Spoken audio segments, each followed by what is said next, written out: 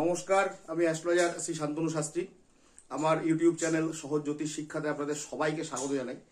আজকে আলোচনা করব হচ্ছে ঈশান কোণের বিষয়ে আলোচনা করব। বাস্তুশাস্ত্রের আজকে দ্বিতীয় পর্বের ভিডিও।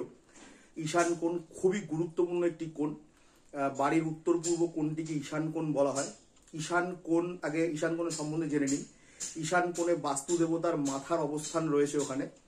ঈশান কোণের দেবতা হচ্ছে স্বয়ং শিব, এবং বাস্তুশাস্ত্র মতে যে প্রতিটা দৈর্ঘ্য অন্তর অন্তর যে ভাগ আছে সেখানে বাস্তু দেবতার ওই অংশের নাম হচ্ছে শিখি, এবং তার মূর্তি হিসেবে আমরা ভগবান শিবকেই কিন্তু পূজা করি আর কি।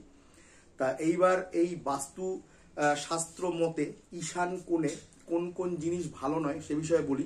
ঈশান কোণে কখনো টয়লেট ল্যাট্রিন, কখনো ট্যাঙ্ক, কোনো টয়লেট ল্যাট্রিনের ট্যাঙ্ক, কোনো ডাস্টবিন, ওখান থেকে কোনো ড্রেনেজ সিস্টেম, ওখানে কোনো উঁচু নিচু ভারী অমসৃণ জায়গা, কোনো কাটা জাতীয় গাছ, বেল গাছ বাদ দিয়ে কোনো রকম ক্যাকটাস জাতীয় গাছ, এগুলো কিন্তু ঈশান কোণে কখনো রাখা যাবে না।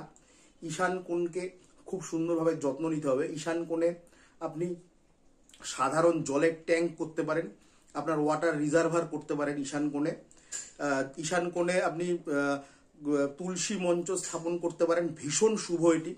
ঈশান কোণে তুলসী মঞ্চের পাশে আপনি বেলগাছ স্থাপন করতে পারেন।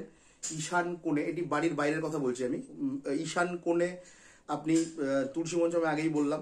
ঈশান কোণে আপনি ভগবান শিবের কোনো লিঙ্গ স্থাপন করতে পারেন, এবং সেটি যদি খোলা আকাশের নিচে রাখেন বৃষ্টির সময় সেটি মানে অটোমেটিক্যালি অভিষেক হতে থাকবে, এবং যেহেতু প্রখর রোদে ভগবান শিবলিঙ্গের উপর যাতে না সমস্যা হয় সেজন্য আপনি কোনো ছাউনির ব্যবস্থা করে রাখতে পারেন।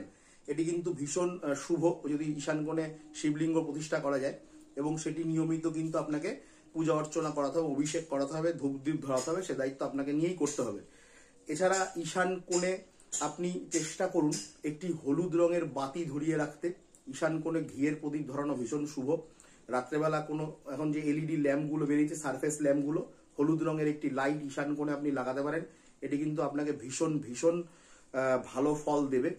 এছাড়া ঈশান কোণে কখনো উঁচু যেন না হয়, সেই জায়গাটা যেন একটু নিচু হয়, ঢালটা যেন ঈশান কোণের দিকে থাকে, এটি কিন্তু ভীষণ শুভ। ঈশান কোণে রান্নাঘর করা কিন্তু সমস্যা নিয়ে চলে আসতে পারে আপনার জীবনে।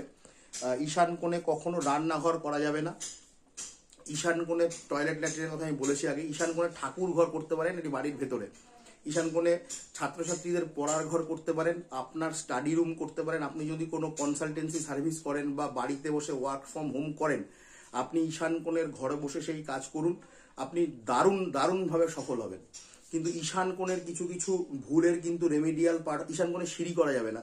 ঈশান কোণের যে ভুলগুলো হয়ে গেলে কিন্তু তার রেমেডি হয় না, সেগুলো হচ্ছে টয়লেট ল্যাট্রিন এবং তার ট্যাঙ্ক যদি ঈশান কোণে করে ফেলেন তার কিন্তু কোনো রেমেডিয়াল মেজারমেন্ট নেই এখানে।